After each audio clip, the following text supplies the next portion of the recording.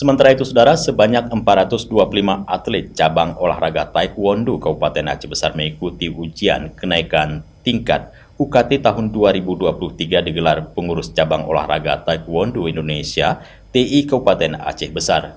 Ujian ini diselenggarakan di Auditorium Ali Hashimi Win Araniri Darussalam Banda Aceh pada Minggu 3 September 2023.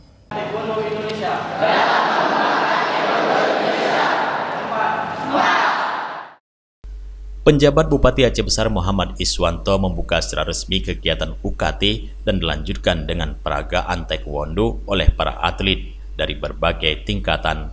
Muhammad Iswanto mengapresiasi atas terselenggaranya UKT di Taekwondo Aceh Besar ini. Dirinya berharap melalui UKT ini Taekwondo Aceh Besar semakin berkembang menjadi hal yang positif untuk anak-anak dengan kegiatan yang positif oleh olahraga dan prestasi.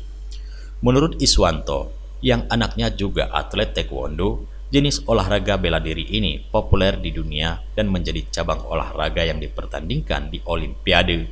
Pihaknya akan mendukung pengembangan olahraga ini agar semakin dikenal tanpa mengesampingkan olahraga bela diri lainnya.